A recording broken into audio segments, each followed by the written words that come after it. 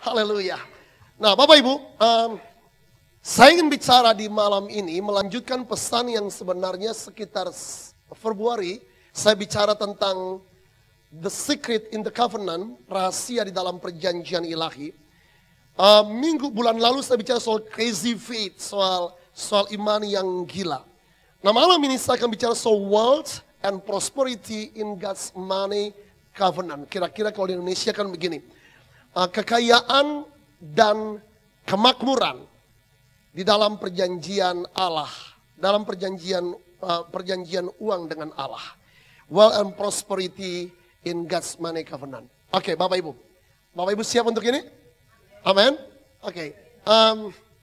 Mari saya ajak kita semua melihat dalam kitab pertama, dalam kitab Ulangan pasal yang ke-28.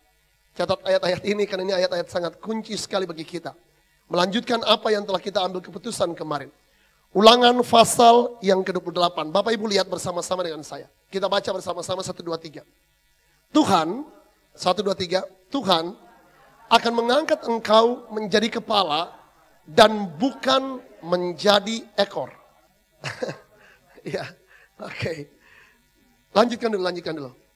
Engkau akan tetap naik dan bukan turun. Apabila engkau mendengarkan perintah Tuhan Allahmu yang kusampaikan pada hari ini, kau lakukan dengan setia. Dan apabila engkau tidak menyimpang ke kanan atau ke kiri dari segala perintah yang kuberikan kepadamu pada hari ini dengan mengikuti Allah lain dan beribadah kepadanya. Mari saya ajak Anda untuk memasuki dimensi profetik dari ayat ini dengan saya membaca dari versi iman saya. Tuhan akan mengangkat Henry menjadi kepala dan bukan menjadi ekor. Saya ulangi ini. Tuhan akan mengangkat engkau, siapapun namanya, saya pinjam nama saya yang saya kenal dengan baik, Henry, menjadi kepala dan bukan menjadi ekor. Sebab Peter, Ben Rahmat, Nova akan tetap naik dan bukan turun. Bapak Ibu begini, pasal ini adalah sebuah pasal yang disebut sebagai recovenant. Ingat, di bulan Februari saya bicara soal the secret in the covenant. Jadi waktu itu Musa berdiri as a man of God dan Musa ratifikasi. Kalau Anda perhatikan pesan yang saya sampaikan di bulan Februari, Musa bersama-sama dengan Allah meratifikasi, mengikatkan ulang perjanjian yang Allah janjikan. Nah Bapak Ibu Anda perhatikan ini. Apa yang Tuhan janjikan kepada Israel? Yang Tuhan janjikan kepada Israel ialah Tuhan berjanji termasuk kepada Bapak dan Ibu dan saya ialah bahwa kita akan diangkat untuk menjadi kepala dan bukan ekor. Halo? Bapak Ibu? Kita akan diangkat menjadi kepala dan bukan ekor. Dan Alkitab berkata bahwa kita akan tetap naik dan bukan turun. Sometimes Tuhan izinkan kita mengalami masa-masa di mana kita setback, kita mundur satu langkah. Tapi kemunduran satu langkah itu tidak akan membuat kita jatuh tergeletak. Tapi Allah akan membuat kita, memampukan kita untuk kemunduran yang satu langkah itu kita bergerak maju 3, 4, 5, 6 langkah ke depan. Itu berita yang sangat baik. Itu berita yang luar biasa baik. Amin. Amin. Nah Bapak Ibu Anda perhatikan ini. Selalu saja semua janji Tuhan yang di dalamnya kita sebut sebagai covenant, itu selalu memiliki persyaratan. Anda kalau ingat pesan bulan Februari, ini bukan khotbah yang muncul tiba-tiba, tapi ini memang telah direncanakan sejak akhir tahun yang lalu. Saya tidak pernah bekerja sporadis. Saya bekerja dengan agenda-agenda yang sangat profetik. Ini bukan karena saya ketemu satu khotbah dari orang tertentu lalu saya ambil. Oh no. Saya telah merancangkan, Anda harus tahu, saya mempersiapkan tema tahun depan itu sejak Juli. Jadi Juli itu saya sudah duduk di kaki Tuhan merenungkan, memikirkan, menggali literatur, duduk dalam waktu doa puasa, memikirkan what for the next year, apa untuk tahun depan. Nah Anda perhatikan Bapak dan Ibu, Anda perhatikan. Waktu itu saya menjelaskan gini, satu saat di sebuah titik ketika kita tidak taat dan setia, maka akan ada waktu di mana covenant itu lepas dari kita. Perhatikan Bapak dan Ibu, persyaratannya begini. waktu kita mendengarkan perintah Tuhan. Amin. Amin. Penting bagi kita untuk mendengarkan perintah Tuhan. Karena itu Anda baca Bible setiap hari, Anda dengarkan khotbah-khotbah saya setiap hari, Anda bisa masuk ke SoundCloud, Anda bisa dengarkan di website kita, Anda bisa tune ke YouTube hari ini, Anda bisa dengarkan khotbah-khotbah saya, dan di SoundCloud Anda bisa dengarkan semua khotbah elders dan semua pengkhotbah. Minggu lalu ada konferensi yang sangat baik, Anda masuk aja ke www.cornerstone-bali.org, Anda bisa dengarkan konferensi minggu lalu. Pastor Samson dari Kalimantan berbicara, powerful conference. Powerful conference, dengarkan Bapak dan Ibu. Nah, perhatikan, yang berikut. Melakukan dengan setia. That's problem, saudara. Orang-orang percaya banyak mereka melakukan, tapi dengan ketidaksetiaan. Banyak janji covenant yang gugur, waktu kita pergi ke area ketidaksetiaan. Anda tahu kenapa? Because our God is faithfulness God. Allah kita adalah Allah yang setia. Dan karena itu, Dia menghendaki kesetiaan dalam hidup kita. Beritahu tetangga samping ini kan, come on brother sister, setia. Beritahu setia. Iya, setia. Setia. Bapak Ibu cari orang setia itu susah. Makanya banyak perceraian kan? Ya kan? Oke. Cari orang setia itu susah. Cari orang setia di pelayanan itu tidak susah. Tapi saya tahu Cornerstonians adalah anak-anak laki-laki dan perempuan yang setia. Amin. Kelihatan dari wajah-wajah Bapak dan Ibu kan? Nah, iya. Oke, amin, amin. Yang ketiga ialah, Bapak Ibu perhatikan. Tidak menyimpang ke kanan atau ke kiri. Anda tahu banyak orang punya pilihan untuk pergi ke kiri, pergi ke kanan. Oke? Ya. Banyak orang ambil keputusan yang tergesa-gesa. Dan, perhatikan, tidak mengikuti dan beribadah kepada Allah lain. Anda jangan menganggap bahwa itu adalah sebuah penyembahan berhala. Tidak. Tidak. 2 bulan yang lalu mungkin saya preaching di Makassar. Dan biasanya kalau saya datang di kota itu ada satu pengusaha muda yang dia selalu menawarkan diri untuk jemput saya. Lalu hari itu dia tidak jemput saya. Dan saya tanya kepada pastornya, Pastor Luther, saya tanya Pastor Luther, di mana anak muda yang biasa jemput saya? Dan dia berkata, Pastor Henry, orang itu baru punya anak. Saya bilang, iya saya dengar dia punya twin, 2 anak kembar sekaligus. Wow, ya pasangan muda, kurang lebih sekitar 4-5 tahun tidak bisa punya anak. Satu kali saya datang dan saya profesai, saya bernubuat. Dan tidak tanggung-tanggung. Kung fayakum, langsung 2 keluar saudara. Wow, dia punya mainan baru masalahnya. Anda tahu?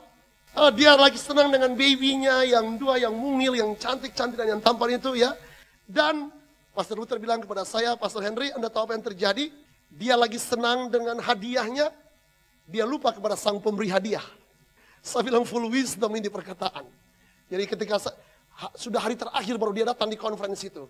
Dan saya panggil, saya bilang begini, jangan hanya senang dengan hadiah, tapi kamu lupa kepada sang pemberi hadiah. Dia bilang, yes sir, saya akan beribadah kembali. Oke, good point. Good point, good point. Bapak Ibu mari kita perhatikan. Tahukah Anda bahwa Allah menghendaki supaya semua orang percaya itu makmur? Saya bukan jenis pengkhotbah yang menekankan tentang prosperity yang kosong. Saya benar-benar menekankan tentang keseimbangan pengajaran, bahwa dalam proses berjalan dengan Tuhan ketika kita melewati tahapan-tahapan pengujian iman, kita menjadi mature, dewasa, maka ada satu waktu di mana Tuhan akan mempercayakan kekayaan dan kelimpahan kepada kita. Anda lihat ayat ini Bapak dan Ibu, lihat. Saudaraku yang kekasih 3 Yohanes pasal 2. Aku berdoa, semoga engkau baik-baik dan sehat-sehat saja dalam segala sesuatu. Sama seperti jiwamu baik-baik saja. Oh, I don't like this verse. Saya tidak suka ayat ini dalam terjemahan bahasa Indonesia.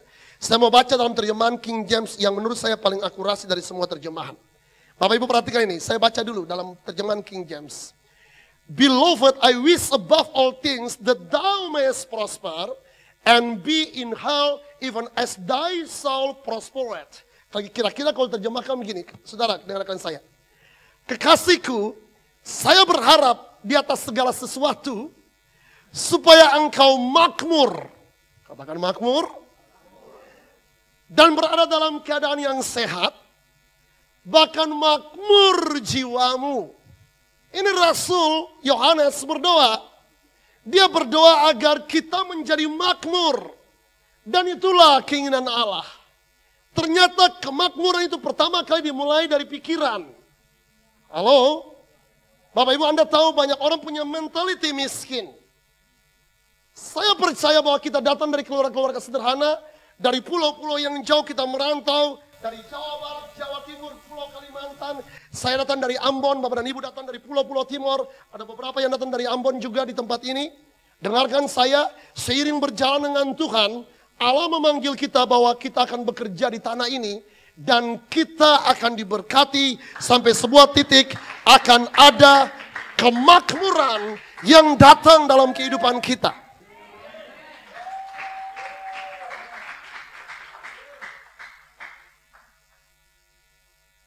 What we think, kita adalah apa yang kita pikirkan. Ya, kalau Anda tidak pernah berpikir untuk itu. Nah Bapak Ibu mari perhatikan. Jujur ya Bapak Ibu, saya benar-benar terinspirasi. Waktu saya pelajari Israel. Saya itu melihat bagaimana mereka tinggal dalam kepungan bangsa-bangsa Arab. Dan bagaimana mereka bisa bertahan dalam kemakmuran di negeri yang luar biasa sulit itu. Bagaimana tanah padang gurun itu berubah menjadi sebuah tanah yang subur, makmur, apel bisa tumbuh. Saya lihat bagaimana padang gurun itu berubah menjadi sebuah taman kehidupan. Jeruk bisa tumbuh. Itu mengagetkan saya. Anda tahu kenapa Bapak dan Ibu? Karena mereka terikat dalam perjanjian ilahi yang kita sebut sebagai God's Covenant. Nah mari Anda perhatikan Ulangan pasal 8 ayat 18. Lihat ayat ini baik-baik. Lihat ayat ini. Tetapi haruslah engkau ingat kepada Tuhan Allahmu. Baca selanjutnya 1, 2, 3.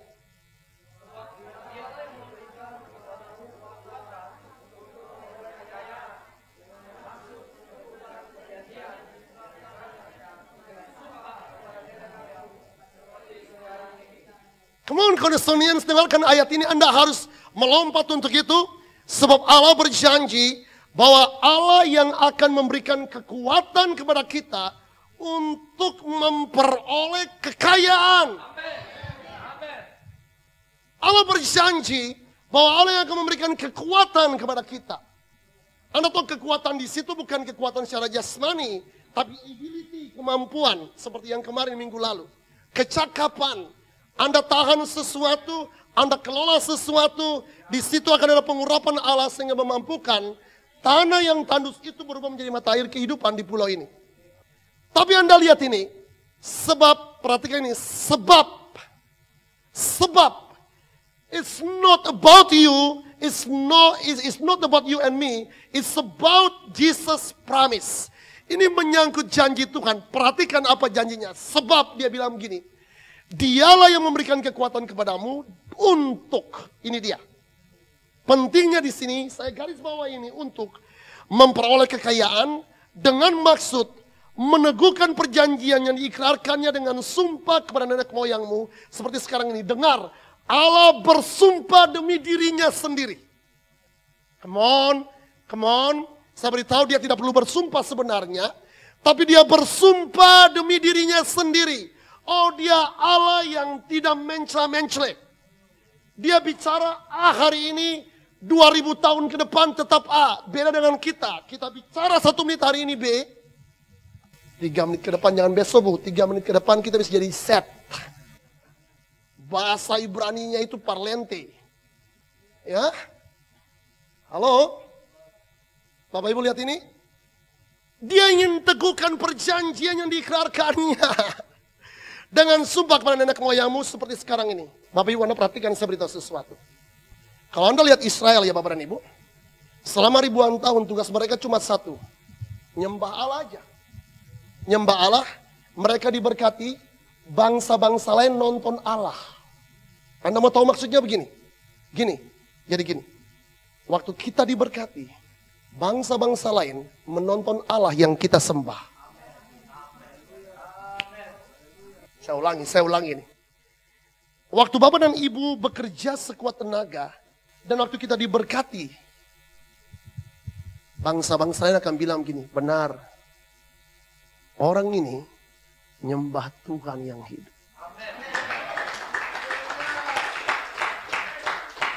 Tapi kalau kita tinggal di tetangga kita yang bernama Made Putu, tidak bagus. Di samping belakangnya itu ada Pak Muhammad. Di belakangnya lagi itu ada Ibu Rodiah. Dan Bapak pinjam dari Ibu Rodiah. Bapak meminjam dari Pak Muhammad.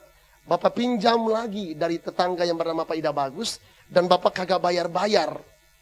2 tahun lebih Bapak lupa. Karena Bapak bilang Tuhan Yesus tidak pernah berubah. Saya beritahu, kesaksian kita sangat buruk sekali. Orang bilang, oh orang Kristen. Halo? Tapi kalau Anda tinggal di situ, saya bicara bukan soal kemauan. Tapi saya bicara soal Anda diberkati. Orang akan bilang, manis banget ya hidup orang ini ya. Keren banget tuh. Ya, keren banget tuh ya. Mereka nyembah Allah yang hidup. Lihat aja yuk. Lihat mereka, kita aduh kayak kita lagi nonton film. Ya, mereka diberkati, anak-anak mereka manis-manis. Waduh, gue pingin deh kalau anak-anak gue menikah kayak begitu tuh. Tapi jangan persis kita lewat di depan rumah mereka. Mereka bilang gini, hey, itu kan pembayar hutang, tidak bayar hutang, dia baru lewat. Dan dia pergi ke gereja itu loh, gereja yang di Katsu Timur itu. Alamak, Tuhan dipermalukan. Amen. Tetapi waktu kita bekerja dengan tangan kita, Tuhan janjikan bahwa Tuhan akan memberkati kita. Dia janji dengan sumpah. Nah, Bapak Ibu perhatikan ini. Anda mau diberkati? Mau hidup untuk menjadi berkat? Amin. Itu takdir kita. Bapak Ibu, Israel itu mereka tidak lakukan apa-apa. Mereka punya tugas cuma nyembah Allah. Anda tahu mereka tidak disuruh nginjili. Pada zaman mereka belum diberikan tugas nginjili. Mereka cuma nyembah aja, mereka diberkati. Lalu bangsa-bangsa nonton mereka, bangsa-bangsa jadi percaya kepada Allah mereka. Kira-kira sebenarnya tujuan Tuhan itu seperti itu dalam hidup kita. Nah lihat, kita mau masuki di fase-fase yang paling berbahaya nih. Amsal 11, 24, 25. Lihat, baca. Ada yang menyebar harta, tetapi bertambah kaya.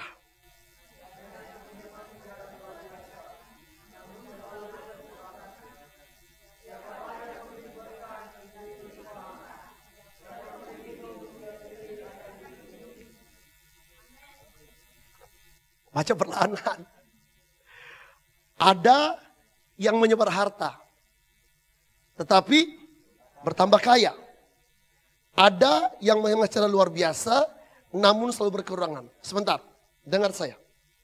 Ayat ini ditulis oleh manusia yang paling kaya di seluruh bumi dari zaman ke zaman.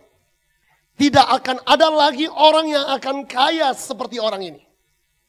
His name is Salomo. Dia tinggal di atas emas. Di zamannya dia, perak permata itu jumlahnya lebih sedikit daripada jumlah batu di Yerusalem. Jadi dia memberikan sebuah key untuk menuju wealth and prosperity. Ini perjanjian uang yang dia janjikan kepada kita. Bahwa kalau kamu mau mengalami kelimpahan secara keuangan, kamu harus banyak menyebar hartamu.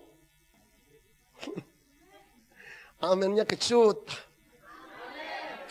Anda lalu pakai matematika di kepala Anda, Pak Henry punya maksud malam ini dengan khotbah ini. Tapi come on lihat. Alkitab berkata gini, sebar uang Anda sebab itu akan mengalami peningkatan. Dan Anda akan makmur.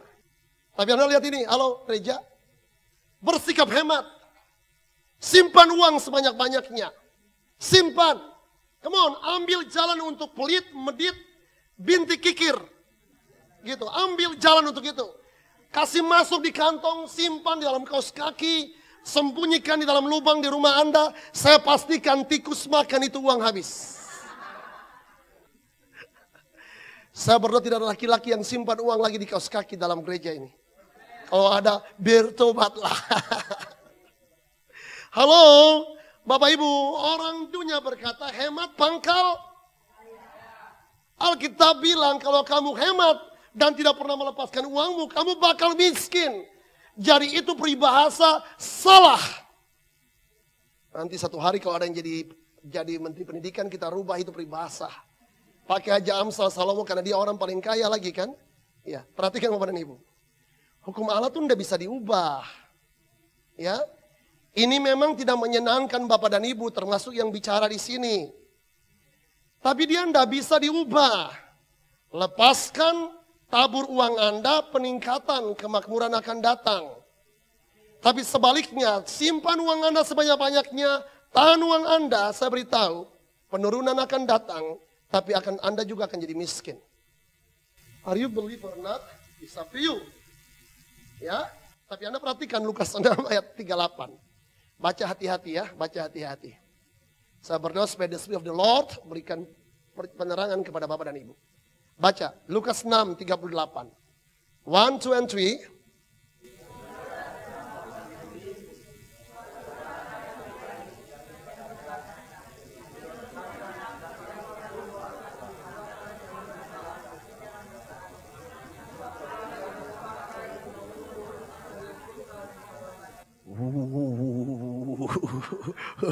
Ya saya baca aja. Berilah dan kamu akan diberi. Beri, kamu akan diberi. Satu takaran yang baik, yang dipadatkan, yang digoncang, dan yang tumpah keluar, akan dicurahkan ke dalam ribaanmu. Ribaanmu itu sebenarnya adalah kantong-kantong pribadimu. Lihat ini. Sebab ukuran yang kamu pakai untuk mengukur akan diukurkan kepadamu. Halo, Bapak Ibu.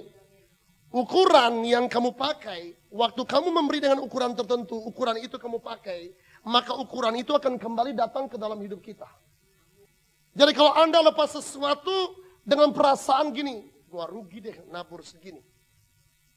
Saya beritahu, kesan ilahi akan berbalik ke rekening Anda dengan catatan yang sama. Ukuran yang Anda pakai itu akan datang ke dalam ukuranmu. Saya itu sering pergi ke banyak tempat. Saya paling suka kalau makan beramai-ramai. Dan saya selalu tandai. Ada orang-orang tertentu yang setiap kali makan mendekati akhir dia pergi ke WC dalam waktu yang panjang. Dia ngumpet tidak mau bayar. Halo Bapak Ibu. Come on, perhatikan ini. Ya, lepaskan uang dan Anda akan terima kemakmuran. Yang pertama, kita lihat prinsip yang pertama apa tadi? Sebar uang Anda, katakan sebar uang saya. Sebab saya akan mengalami peningkatan. Dan akan makmur. Perhatikan, the second, hal yang kedua. Hal yang kedua, sabar Bapak Ibu. Bersabar sebentar. Waktu Anda memberi, beriman untuk terjadi peningkatan. Waktu Anda memberi, berimanlah untuk terjadi peningkatan. Maksudnya begini Bapak Ibu perhatikan. Sebentar, kita lihat perlahan-lahan. Kisah Rasul 3 ayat 5. Lalu orang itu menatap mereka dengan harapan akan mendapat sesuatu dari mereka. Anda tahu siapa dia? Seorang lumpuh yang 3,5 tahun Yesus bolak-balik di depan pintu gerbang indah bait Allah. Dan Yesus tidak hiraukan orang itu. 3,5 tahun Yesus bertemu dengan dia, Yesus tidak hiraukan dia. Pada saat Peter and John, jadi memang Tuhan menyimpan orang ini, sebab sesudah pertobatan orang ini dia disembuhkan, itu 5.000 orang langsung ditarik dalam kerajaan Allah. Perhatikan saya baik-baik, perhatikan. Ya Bapak Ibu, Anda perhatikan kata-kata ini. Lalu orang itu menatap mereka dengan harapan, perhatikan kata-kata itu, harapan akan mendapatkan sesuatu dari mereka. Bapak Ibu lihat, sebagian besar prinsip di dalam Alkitab firman Allah itu berisi prinsip pertanian. Waktu petani menanam benih, apa yang diharapkan? Panenan yang terbaik. Tidak ada seorang petani yang menabur benih dan berharap bahwa panen gagal. Sekitar 2-3 minggu lalu saya nonton televisi dan saya sangat prihatin sekali. Di Jawa Timur atau Jawa Barat saya lupa, itu berhektar-hektar sawah. Itu direndam banjir dan petani mengaku bahwa mereka rugi di atas 1 miliar rupiah. Saya benar-benar kasihan. Bapak Ibu Anda tahu, perhatikan ini Bapak dan Ibu. Waktu Yesus diutus oleh Bapa di surga, Bapa mengutus Tuhan ke muka bumi dengan sebuah tujuan. Apa tujuannya? Agar all the people in the world, seluruh manusia di muka bumi datang dan menyembah Yesus sebagai Tuhan dan Juru Selamat. Jadi waktu Bapa memberikan sesuatu, Bapa mengharapkan sesuatu untuk kembali ke dalam penerimaan Bapa. Halo? Banyak orang mengajarkan prinsip yang keliru tentang ini. Mereka bilang kalau kamu tabur dengan tangan kanan, tangan kiri tidak boleh tahu. Maksudnya sebenarnya benar ya, begini, kalau kamu tabur kepada seseorang, jangan mengingat-ingat lagi biar Bapak memperhitungkan itu. Tapi mari saya beritahu sesuatu kepada Anda semua Bapak dan Ibu. Waktu Anda melepaskan sesuatu, Berimanlah bahwa Anda akan menerima sesuatu dari taburan itu. Halo? Halo? Coba Anda lihat Lukas 7, 44, 46, bagaimana Tuhan record seorang yang memberi. Ingat, ayat ini baru saya khotbahkan sekitar 2 bulan yang lalu. Dan sambil berpaling kepada perempuan itu, ia berkata kepada Simon. Yesus berkata kepada Simon, seorang Farisi yang sebenarnya dia punya banyak uang. Perhatikan, engkau lihat perempuan ini, aku masuk ke rumahmu, namun engkau tidak memberikan aku air untuk membasuh kakiku. Perhatikan, tetapi dia membasuh kakiku dengan air mata dan menyekanya dengan rambutnya. Engkau tidak meminyaki kepalaku dengan minyak, tapi dia meminyaki kakiku dengan minyak wangi. Siapakah perempuan itu? Seorang perempuan berdosa, yang kemudian Anda tahu bahwa dia mengambil upah sepanjang tahun. The whole year dia bekerja sebagai pelacur. Dan semua gaji hasil pelacurannya, dia beli satu buli-buli minyak narwastu yang sangat mahal harganya, yang seukuran dengan satu tahun bekerja dari seorang upahan di Israel. Sebab minyak narwastu tidak didapatkan di Israel. Minyak narwastu itu harus diambil dari puncak gunung Himalaya. Anda lihat ini, Yesus memperhatikan detil pemberian dari perempuan itu. Halo? Bapak Ibu, lihat ini. Yesus memperhatikan, dia sebutkan air mata, narwastu. Rupanya pemberian kita, itu Tuhan perhatikan. Dan Anda perhatikan, Tuhan kembali berkata, tetapi engkau tidak melakukannya. Kepada seorang yang sebenarnya bisa memberi lebih daripada seorang perempuan pelacur itu. Jadi gini Bapak Ibu, ternyata Tuhan punya harapan dengan pemberian kita. Come on, come on. Halo, Tuhan punya harapan dengan pemberian kita. Ini key untuk menuju kepada kemakmuran. Bapak Ibu, saya punya sebuah kebiasaan yang sangat baik yang saya ingin ajarkan kepada Anda semua. Terutama di waktu-waktu ketika kita memberikan persembahan tertentu yang adalah persembahan komitmen kita dengan Tuhan. Saya belajar sesuatu. Kalau saya maju dengan angka 100. Contoh ya Bapak Ibu, saya pakai angka yang kecil. Maka biasanya saya begging di hadapan Tuhan.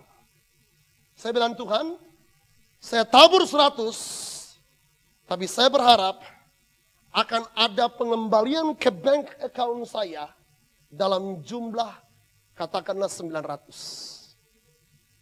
Apakah itu di Alkitab? Alkitabiah? Come on, saya beritahu Bapak Ibu, waktu Anda memberi sesuatu, harapkan peningkatan. Harapkan. Sebab Bapa record pemberian kita.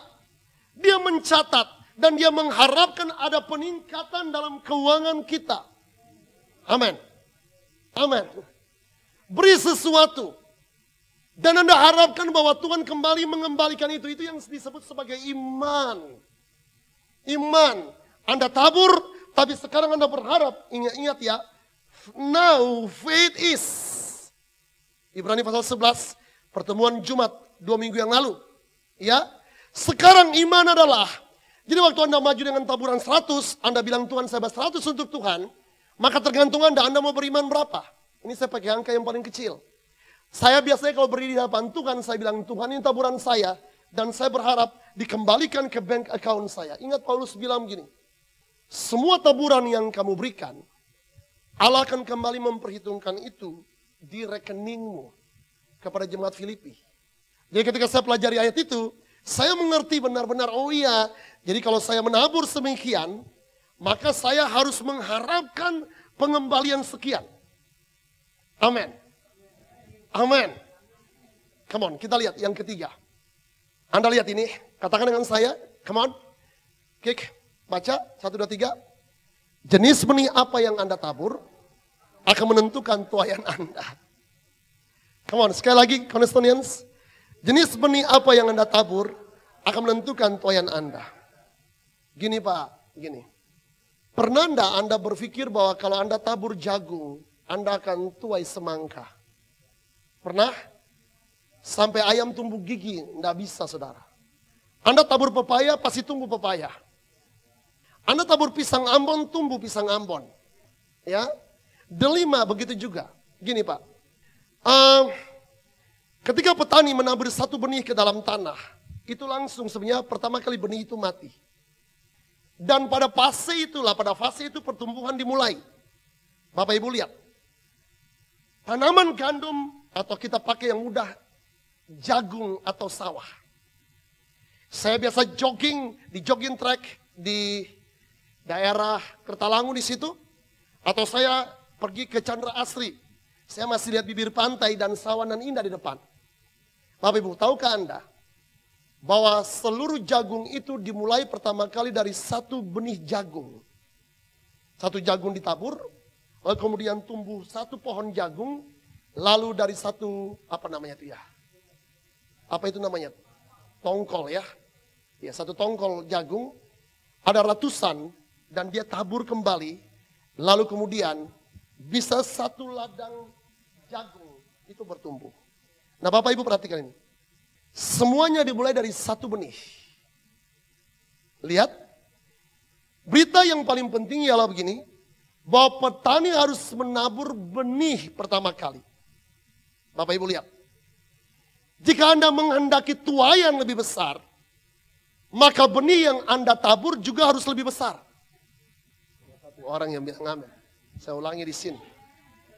Jika Anda menghendaki tuaian lebih besar, panenan lebih banyak, maka Anda harus menabur benih lebih banyak. Amin, kayaknya terpaksa ya. Iya, halo Bapak Ibu, coba lihat 2 Korintus 9 ayat 6 dan 7. Lihat 2 Korintus 9 ayat 6 dan 7, Anda baca ini. Camkanlah ini, begitu katanya kasar tuh. Camkanlah ini, orang yang menabur sedikit, akan menuai sedikit juga. Jadi kalau Anda mengharapkan Anda menerima tuaian besar, dan Anda taburnya icrit-icrit, Anda tabur hemat-hemat, saya beritahu yang akan datang ke dalam ribaanmu juga yang icrit-icrit. Haleluya. Baca selanjutnya, dan orang yang menabur banyak, akan menuai banyak juga. Coba lihat samping kiri kanan. Tanya Bapak Ibu di samping, sekarang mau menuai yang banyak. Mau menuai yang banyak atau menuai yang sedikit? Anda mau banyak. Semua orang mau banyak. Tapi Anda tidak mau melakukan bagian yang menjadi sumber yang banyak itu. Anda mau banyak. Tapi Alkitab bilang begini, yang banyak itu akibat dari menabur yang banyak. Tapi Anda bilang, enggak Pak. Saya mau menabur sedikit, saya mau menuai yang banyak. Saya beritahu sampai ayam tumbuh gigi, tidak pernah terjadi. Semoga amin di hati. Semoga amin di hati. Bapak Ibu lihat ini. Anda lihat Galatia 6 ayat 7-9. Ayat ini kayaknya untuk Anda dan saya nih. Jangan sesat. Yang tadi itu sesat. Yang Anda mau tuai banyak, Anda tabur sedikit itu rupanya sesat. Allah tidak membiarkan dirinya dipermainkan. Karena apa yang ditabur orang, itu juga yang akan dituainya. Jangan sesat. Apa yang Bapak dan Ibu tabur, itu pula yang akan kita tuai.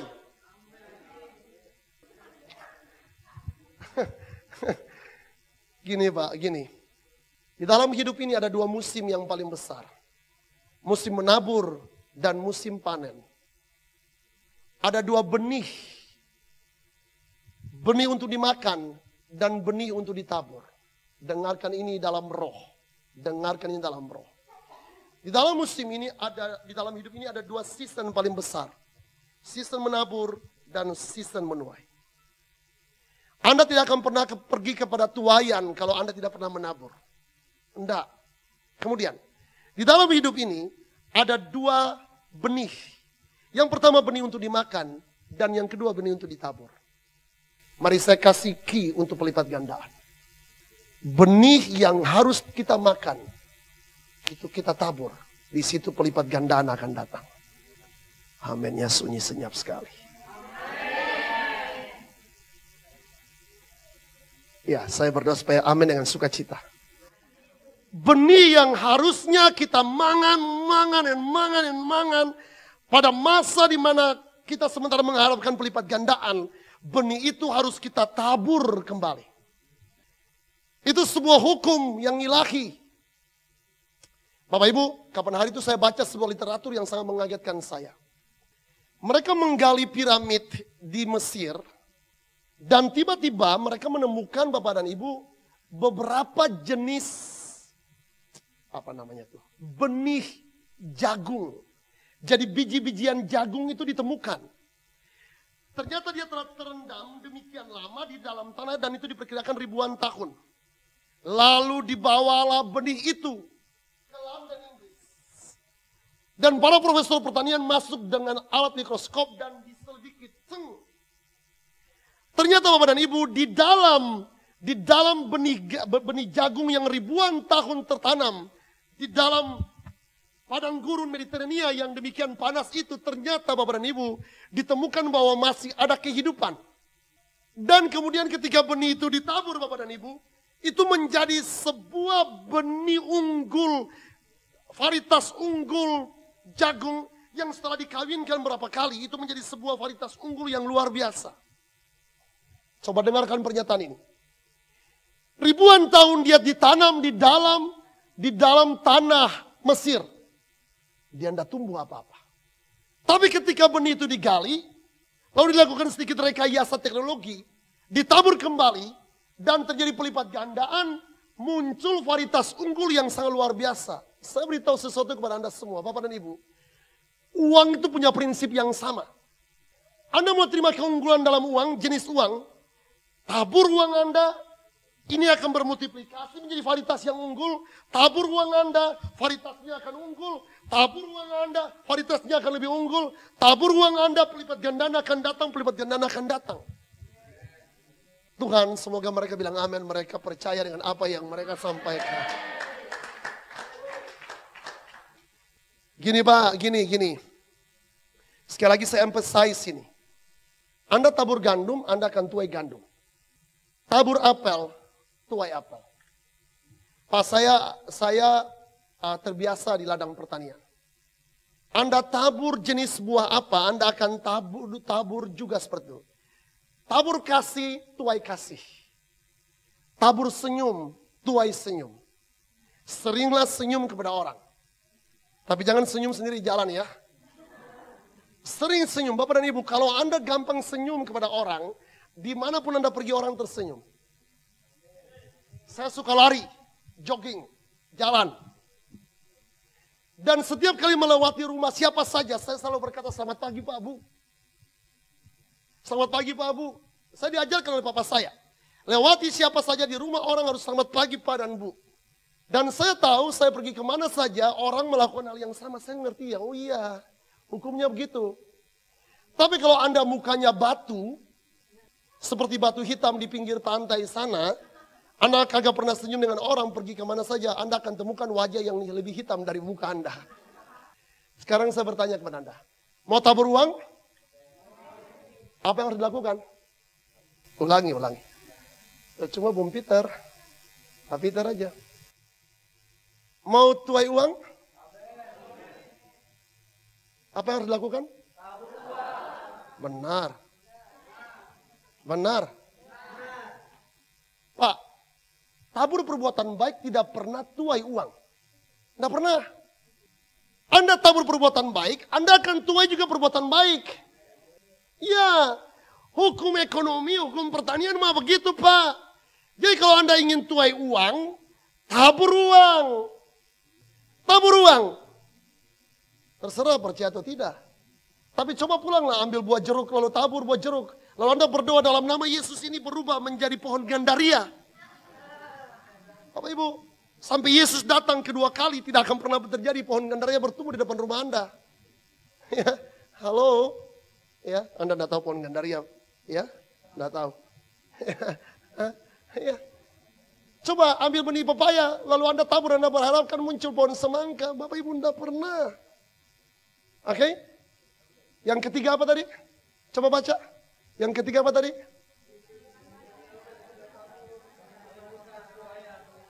Ya, jenis benih yang Anda tabur menentukan jenis tuaian kita. Yang keempat, Bapak Ibu lihat. Pak Henry pasti punya maksud. khotbah ini sangat terselubung sekali. Pada saat krisis, menaburlah lebih banyak. Begini Pak, gini. Mari kita lihat. Aduh. Kelihatan jelas nih maksudnya Pak Henry. Kejadian 26 ayat 1. Maka timbullah kelaparan di negeri itu. Ini bukan kelaparan yang pertama yang telah terjadi dalam zaman Abraham. Sebab itu Isa pergi ke Gerar kepada Abimelek raja orang Filistin. Pak, Anda tahu tipologi Israel? Israel itu benar-benar negara pertanian. Israel benar-benar negara pertanian. Jadi sampai kalau ada kelaparan itu berarti musim kekeringan yang luar biasa. Total kehidupan mereka itu pertanian. Ladang-ladang mereka itu sangat subur Bapak dan Ibu. Saya pernah bilang ya, di abad 21 seluruh negara-negara di dunia sukses menggundulkan hutan mereka. Hanya satu-satunya negara di abad 21 yang berhasil menambah hutan itu Israel. Gila tuh. Saya lihat bagaimana mereka memproduksi ladang mereka dengan tumbuhan-tumbuhan yang baru. Mereka pernah mengalami satu musim di mana mereka terkepung. Dan mereka harus bunuh-bunuhan untuk sambil makan. Untuk menahan hidup itu, ibu harus bunuh anak untuk makan minggu berikutnya. Dan kali itu mereka belajar, lalu mereka mengembangkan teknologi pertanian. Bapak Ibu, tapi Anda perhatikan kejadian 26 ayat 12, ini yang terjadi. Maka menaburlah Ishak di tanah itu dalam tahun itu. Anda tahu maksudnya? Dalam tahun musim kekeringan itu. Dalam tahun musim yang sangat sulit. Musim paceklik itu.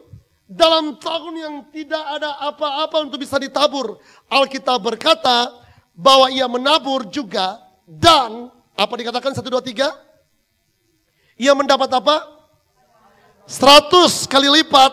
Sebab ia diberkati Tuhan. Tuhan janji triple blessing kepada kita. Beberapa buka mulut dan tidak percaya itu. Oh, itu cerita omong kosong dari mimbar. It's up to you. It's up to you. Bapak Ibu, mari saya cerita sesuatu kepada Anda semua. 2 hari yang lalu itu saya dapat kabar dari United States Amerika Serikat, sebuah pesan WhatsApp masuk ke WA saya. Pastor Dave, kan 24 jam berbeda waktu. Di sana itu pagi, di sini sudah malam. Dia katakan kepada saya, "Hey Pastor, apa kabar?" Saya bilang, "Ya, saya baik." "Bagaimana?" Dia bilang kepada saya punya ide yang baik untuk September, Oktober.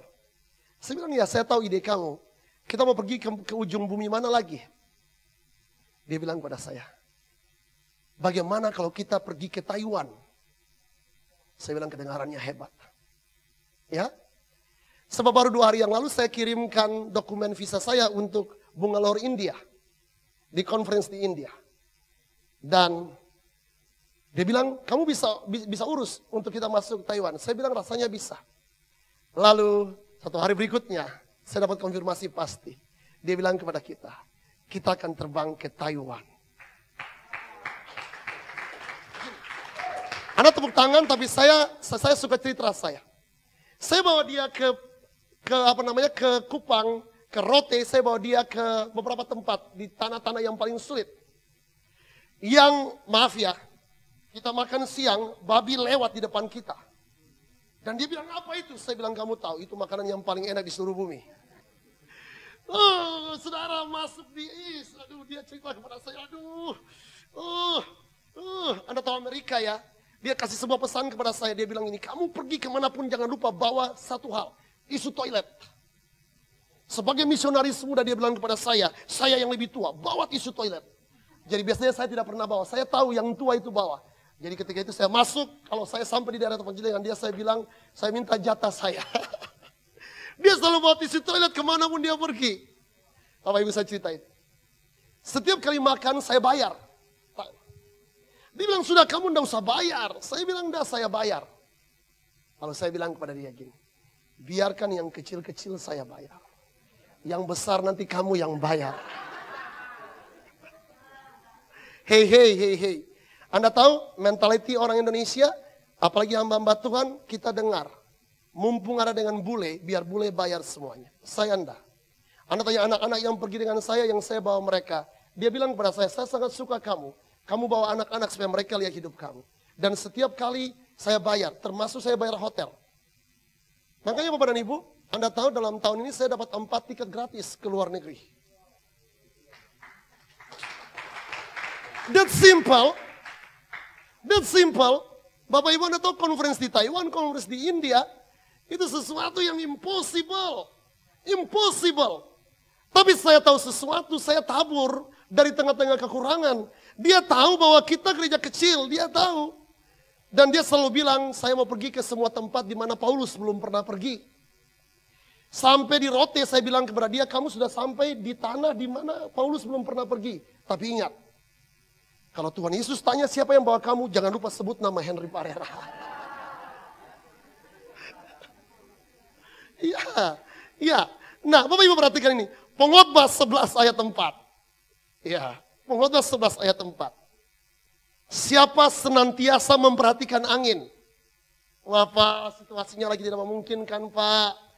Tidak memungkinkan untuk kami tabur Pak. Ekonomi lagi sulit Pak. Tidak akan menabur. Lihat itu. Dan siapa senantiasa melihat awan tidak akan menuai. Oh Pak, ini lagi gelap. Ini lagi situasinya lagi sulit. Rasanya tidak mungkin menabur. Bapak Ibu dengar, prinsip ekonomi dunia mengajarkan bahwa di dalam keadaan krisis Anda harus simpan uang Anda sebanyak-banyaknya. Hati-hati dalam memberi. Keluarkan uang Anda hanya untuk hal-hal yang sifatnya important. Saya percaya itu, ya dan amin. Tapi dengarkan saya Bapak dan Ibu, mari saya ajarkan sebuah prinsip yang berkebalikan dengan itu. Dengarkan saya. Dalam keadaan krisis, keadaan kesulitan seperti ini, yang Anda harus lakukan ialah perketat pengeluaran Anda untuk hal-hal yang sifatnya self-center. Untuk yang sifatnya servis pribadi. Jaket yang bagus, sepatu yang bagus, makan yang enak di restoran, jalan-jalan liburan. Itu yang Anda harus kurangi. Tetapi dengarkan saya, jangan ketatkan pemberian Anda kepada Tuhan. Come on. Bapak Ibu mari saya beritahu gini. Waktu keadaan bumi lagi sulit seperti ini, makroekonomi global lagi terjun. Saya pergi ke banyak tempat, teman-teman pengusaha berkata kepada saya, Pastor Henry, bisnis turun 30-40%. Kemungkinan memasuki tahun ini jauh lebih tajam turunnya. Saya bilang, iya benar Bapak dan Ibu perhatikan prinsip Ishak. Bapak Ibu lihat, di tengah-tengah musim itu dia menabur. Jadi gini Bapak dan Ibu, halo. Waktu keadaan lagi sulit, ketatkan ikat pinggang Anda untuk hal-hal yang sifatnya konsumsi pribadi. Mari saya beritahu contoh gini. Biar saya cerita ini untuk Tuhan dipermuliakan. Bapak Ibu, 2 tahun yang lalu itu kan Ibu Nova memutuskan untuk resign dari sebuah international company. Selama, ini tahun ke-12, dikurangi 2, 10 tahun kami berdua menikah dan puji Tuhan karena istri saya bekerja di perusahaan yang sangat baik itu. Maka kami menikmati segala yang Tuhan berkati. Gini Pak, di zaman itu kami bisa makan di restoran 1 minggu bisa 3-4 kali, no problem. Bisa. Starbucks kita bisa pergi. Setiap minggu kita bisa pergi. Tapi 2 tahun yang lalu waktu istri saya mengambil keputusan untuk resign dan bergabung di headquarter Cornerstone as a deputy senior pastor. Maka saya itu terkagum-kagum dengan keputusan istri saya. Saya kaget sekali. Dia bilang kepada saya begini. Kita sekarang makan dengan anak-anak dari rumah Batu Penjuru. Bapak Ibu lihat. Jadi setiap hari, ini kan ada panti asuhan di rumah ini. Yang sebenarnya saya tidak suka sebut dengan panti asuhan. Kita sebut sebagai Cornerstone Home. Apa yang terjadi Bapak dan Ibu? Kita kasih uang kepada Ibu Tabita. Ibu Tabita masak. Apa yang mereka makan, kita makan. Cuma saya minta tambah 1, ikan saja. Karena menurut saya harus ada ikan. Kalau tidak ada ikan, Roh Kudus tidak ada di rumah saya soalnya. Ya itu saja. 1 potong ikan, surga datang di muka bumi. Iya. Daripada saya makan daging-daging yang berkaki 4 itu, saya tidak bisa nikmati. 1 potong ikan sudah, thy kingdom come and thy will be done on earth as in heaven. Kira-kira begitu. Bapak Ibu, kita makan. Mari saya beritahu sesuatu kepada Anda semua, kita makan dari situ. Tetapi ini yang saya dan istri saya lakukan. Gaya hidup yang tadi konsumtif untuk pribadi, walaupun pada zaman itu kami juga tabur, kita benar-benar kurangi, tetapi angka pemberian per minggu yang kami tabur kepada Tuhan diperbesar. Anda percaya atau tidak percaya? Tapi ini yang kami lakukan. Setiap minggu kalau tabur, kami selalu tabur dengan angka terbaik dari dalam dompet kami. Selalu. Tidak pernah ada teman yang kesulitan, kami tabur. Kadang-kala kita dapat berkat, seluruhnya kita persembahkan kembali taburan itu. Waktu keadaan lagi krisis, ketatkan gaya hidup. Banyak orang terbalik, justru krisis dia naikkan gaya hidup. Jalan-jalan tambah banyak. Makanya kartu kreditnya bengkak. Sehingga kemudian debt collector kejar. Bapak Ibu, saya telah menangani banyak jemaat di negeri yang lain, di mana Bapak dan Ibu, 1 bulan bisa 4-5 debt collector kejar ke rumahnya. Bodoh. Kurangi gaya hidup yang konsumtif dikurangi. Tapi kalau Anda mau menerima pelipat gandaan, come on. Jangan perketat pemberian Anda kepada Tuhan. Perketat gaya hidup Anda, gaya makan Anda dikurangi, Bapak dan Ibu. Halo, perketat. Tapi kepada Tuhan Anda harus beri terus, perbesar. Jika Anda mengharapkan tuaian Anda semakin besar dalam hidup. Di setiap bulan, perbesar pemberian setiap minggu. Perbesar pemberian setiap minggu. Saya dengar khotbah dari Papa Yang. Bapak Ibu, ketika mereka memulai gereja 25 tahun yang lalu, Pastor Yang memutuskan untuk berhenti dari pimpinan bank yang sangat ternama itu. Dan Pastor Devni menjadi guru. Saya dengar Bapak dan Ibu, mereka hidup dari iman dan dari jual emas-emas mereka yang tersisa. Pastor Yang dan Pastor Devni lepaskan emas perkawinan mereka. Tadi pagi sisa berkata kami lepas cincin perkawinan kami beberapa tahun yang lalu waktu itu. Untuk kepentingan pekerjaan tangan Tuhan. Bapak Ibu. Dan hari ini mereka menjadi salah satu gereja yang sangat makmur di seluruh dunia. Anda tahu, mereka mengadakan konferensi, ribuan orang hadir seluruh dunia. Mereka beli Bible College di Wales yang demikian mahal. Mereka diberkati berlimpah-limpah. Karena dalam keadaan sangat sulit mereka menabur. Bapak Ibu, mari kita perhatikan ini. Solusi untuk pelipat gandaan dalam masa krisis ialah perketat pemberian Anda, perketat konsumsi Anda, tapi jangan perketat pemberian Anda kepada Tuhan. Tabur untuk Tuhan. Dalam masa krisis Anda akan menuai lebih banyak uang. Amen. Mari saya tutup poin yang kelima secara cepat Bapak dan Ibu. Oke, perhatikan ini. Baca ini, saya berharap Anda tidak menuduh saya dengan sesuatu. Untuk pernyataan berikut ini. Menaburlah untuk hamba-hamba Tuhan yang melayani Anda. Pak Henry bermaksud untuk suruh tabur kepada Pak Henry. Terserah Anda berkata apa. Mari Anda lihat ayat ini. Baca ayat ini. Come on. 1, 2, and 3. Penatua-penatua yang baik pimpinannya patut dihormati 2 kali lipat. Lanjut. Bukankah kitab suci berkata, janganlah engkau memberangus mulut lembu yang sedang mengirik. Dan lagi, seorang pekerja patut mendapat upahnya. 1 Timothy 5, ya, 17-18. 1 Timotius 5, 17-18. Bapak Ibu perhatikan. Anak-anak, mari saya bicara as a spiritual papa, mewakili istri saya as a spiritual parents. Dengarkan saya, Bapak Ibu. Saya bisa ketemu sama spiritual papa saya, papa rohani saya, 1 tahun itu bisa cuma 2-3 kali.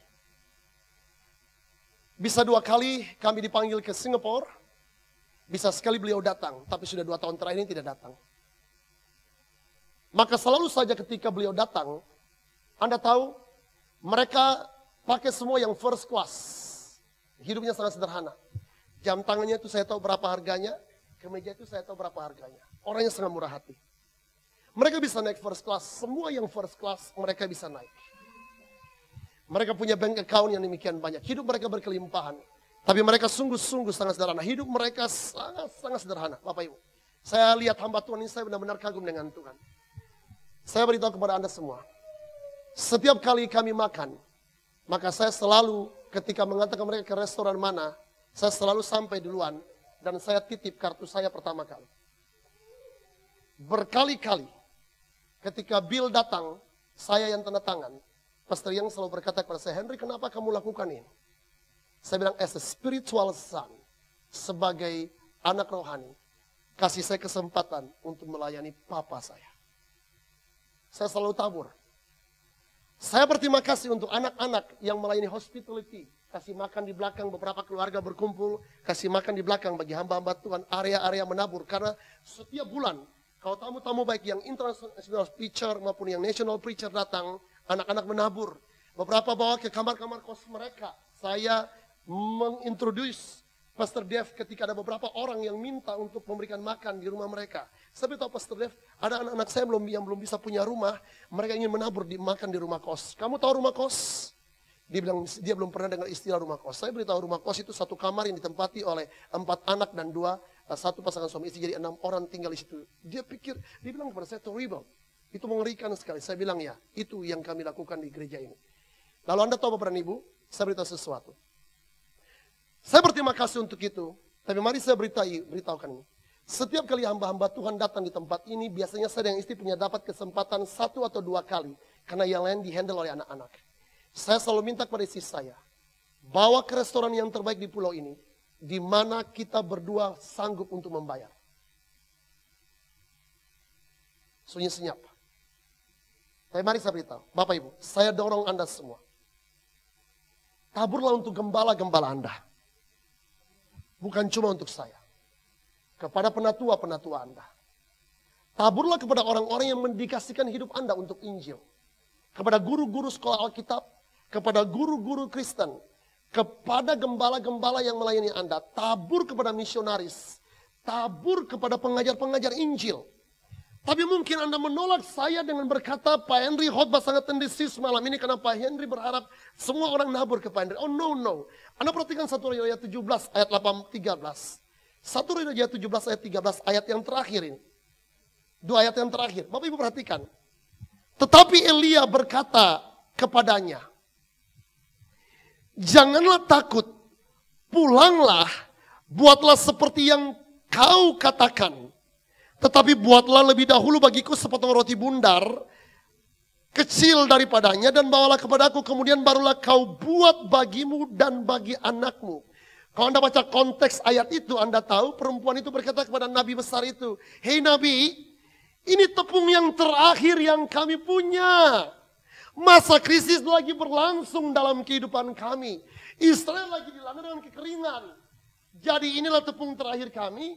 Kalau aku berikan tepung ini, maka besok hari kami akan mati kelaparan. Coba saya datang ke rumah Pak Ebi dan Ibu Happy. Dan ini tidak terjadi. Tinggal 1 kilogram beras untuk bertiga keluarga kecil yang diurapi Tuhan ini. Dan Bapak dan Ibu menafsirkan itu 1 bulan, 1 minggu. Lalu saya bilang kepada Pak Ebi dan Ibu Happy. Pak Ebi, Ibu Happy, kasih itu beras 1 kilo kepada saya. Sabar dulu Pak. Itu jawaban yang super jujur. Biasanya hatinya lurus. Bapak Ibu, sabar dulu Pak, benar. Saya kalau seperti perempuan yang itu, saya bilang ini Nabi enggak tahu diri banget sih. Enggak tahu orang mau mati, dia suruh bikin dulu kepada saya. Baru kamu bikin kepada kamu. Lihat ayat 15, ayat 16, ini semoga menghibur Anda dan Anda tidak menuduh saya dengan khotbah malam ini. Lihat ini. Lalu pergilah perempuan itu dan berbuat seperti yang dikatakan Elia. Dia tidak masuk ke dapur dan dia ngomong-ngomong kepada anaknya, Nabi kurang ajar. Nabi tidak tahu diuntung. Nabi dasar, Nabi apa? Nabi. Ya, Nabi mata duitan. Halo? Ya, terserah Anda mau tambahkan. Maka perempuan itu dan dia serta anak perempuan itu mendapat makan beberapa waktu lamanya. Tepung dalam tempayan itu tidak habis. Dan minyak dalam buli-buli itu tidak berkurang. Seperti firman Tuhan yang diucapkannya dengan perantaraan Elia. Saya belajar ini dari kehidupan papa saya yang sederhana. Papa saya bukan pendeta. Papa saya dulu seorang pegawai negeri. Hidupnya sangat sederhana. Tapi rumah saya itu tempat berkumpul para pendeta di masa itu. Saya ingat saya ternak ayam pada waktu itu. Saya ternak babi pada waktu itu. Telur ayam mama saya selalu bilang jangan lupa antar ke rumah Pak Pendeta, ke rumah pastori. Saya ingat mama saya suka bikin roti di rumah bukan tujuan untuk kami makan. Selalu mama saya berkata antar ke rumah Pak Pendeta, ke rumah pastori. Saya ingat setiap kali gereja kami waktu itu tidak mengenal perpuluhan. Saya ingat papa saya selalu kumpulkan hamba-hamba Tuhan di rumah kami sederhana itu. Dan membagi berkat. Jadi kalau hari ini saya pergi kemana-mana saya dapat kemurahan. Saya berpikir salah satu sebabnya ialah karena kemurahan. Kemurahan papa saya. Kemurahan papa dan mama saya. Mereka suka nabur kepada hamba-hamba Tuhan. Amin.